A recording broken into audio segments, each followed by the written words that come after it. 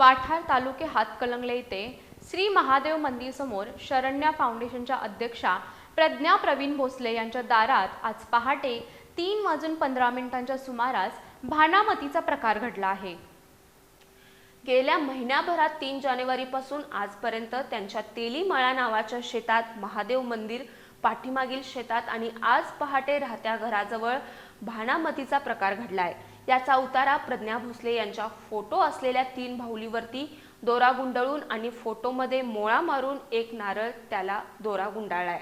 तसंच 11 लिंबू, गुलाल, काळे उडीद, हळदी कुंकू असं सर्व साहित्य लाल कापडात गुंडाळून त्यावरती हिरवा ब्लाउज पीस बांधून पहाटे 3:15च्या सुमाराला 2 अज्ञात व्यक्तींनी येऊन ठेवल्याचं त्यांच्या घरावर लावलेल्या सीसीटीव्ही कॅमेऱ्यामध्ये कैद झालंय। ही घटना पहाटेच्या सुमाराला घडल्यामुळे कोणाच्या लक्षात आली नाही।